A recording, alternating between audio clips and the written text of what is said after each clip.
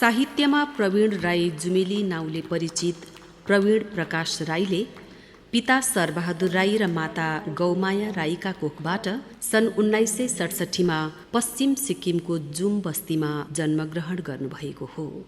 3 भाइ र 1 बहिनी मध्ये उहाँ पहिलो सन्तान हुनुहुन्छ।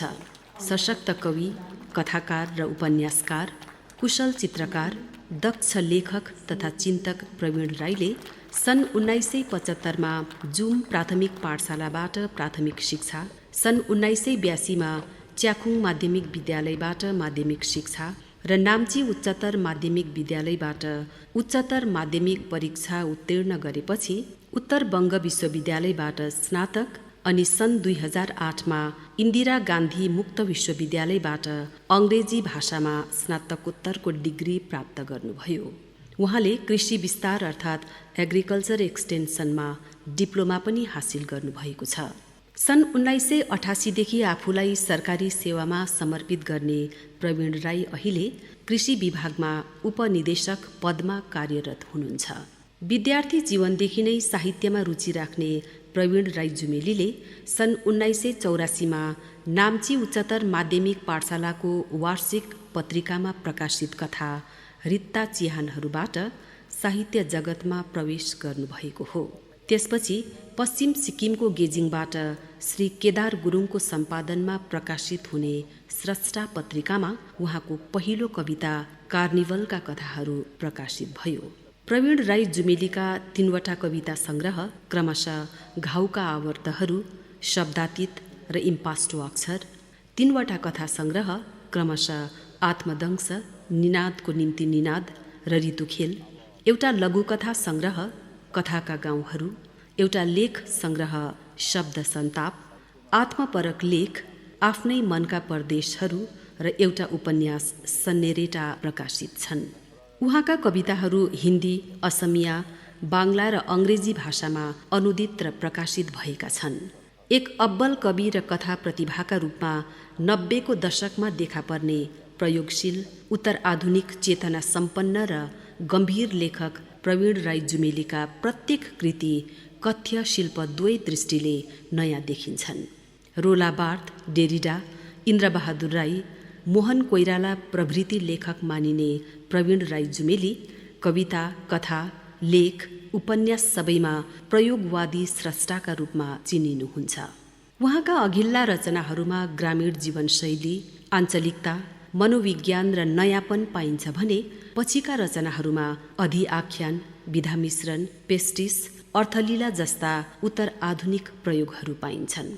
विश्व बजारीकरण, उपभोक्तावाद, गाउँ शहर द्वन्द्व, साइबर संस्कृति, सतही यथार्थभित्र समाहित अन्तर यथार्थहरूको उद्घाटन प्रवीण राई जुमेलीका वैशिष्ट्य हुन्। चर्चित उपन्यास सन्नेरेटामा उहाँलाई मानव जीवन र जगतलाई इरेसनल्ली हेर्न खोज्ने लेखक मानिएको छ।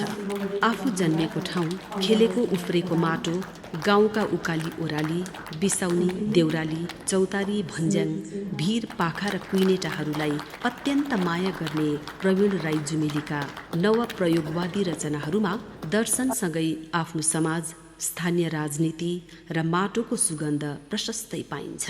एक अध्ययनशील, चिन्तनशील, सङ्घर्षशील र उत्तर आधुनिकतावादका पक्षधर रचयिताले सामाजिक सरोकारका विषयहरूलाई नव प्रयोगद्वारा चित्रात्मक भाषा, काव्यिक सौन्दर्यचेत र शिल्प चातुर्यका साथ प्रस्तुत गर्ने कला अनुकरणीय रहेको छ।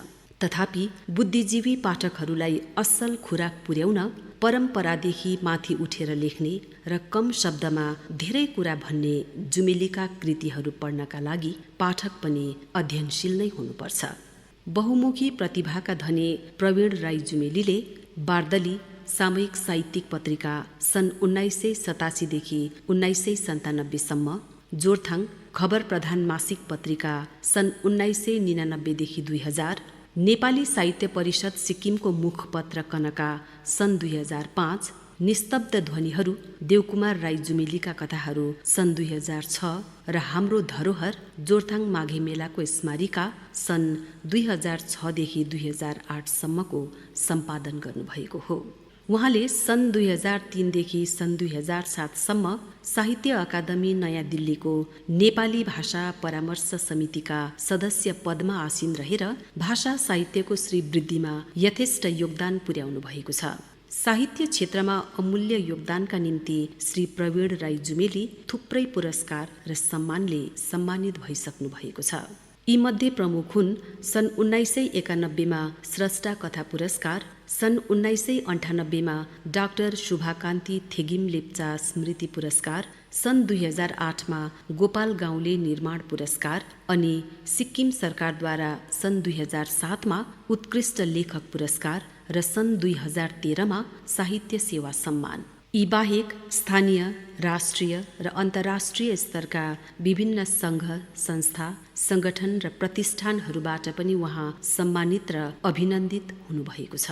आजको यस गरिमामय समारोहमा साझा गर्नै पर्ने एउटा खुसीको कुरा के छ भने उहाँको नयाँ आख्यान खिल्ली क्रोनिकल्स बुक एन्ड सिलिगुडीको प्रकाशनमा र श्री सुभाष दीपकद्वारा अनुदित सन्नेरेटा उपन्यासको हिन्दी अनुवाद पाठक सामु आउनै लागेको छ।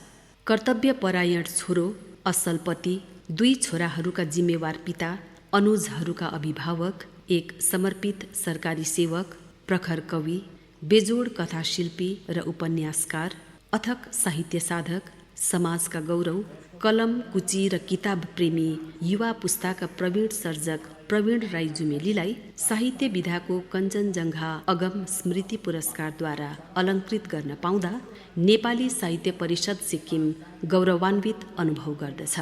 उहाँलाई कञ्चनजङ्घा शिखर जति नै अग्लो बधाई दिँदै सुखी, स्वस्थ र क्रियाशील जीवनको कामना गर्दछौँ। अगम स्मृति पुरस्कार एउटा प्रतिष्ठित पुरस्कार सिक्किमबाट दिइने नेपाली साहित्य परिषदले र यस अघिको जति पनि धेरै लोकप्रिय र प्रतिष्ठित व्यक्तित्वहरूले यसलाई प्राप्त गर्नुभएको थियो र त्यसले गर्दा अब उमेरको हिसाबले चाहिँ म अलिक कान्छो नै भएँ कि जस्तो लाग्यो र साहित्यमा अझै पनि गर्नुपर्ने काम धेरै छ र त्यसले गर्दा यसले अलिकति ऊर्जा धेरै दिन्छ र यो ऊर्जाको रूपमा यसलाई लिनुपर्छ भन्ने मलाई लागेको छ। यसलाई खुसी त एकतर्फ सबै साथीभाइहरू, गाउँ बस्तीका आफन्त, प्रियजन सबैले यसलाई अब खुसीको रूपमा लिए तापनि आफ्नो लागि चाहिँ एउटा उत्साह र ऊर्जाको रूपमा लिएको छु।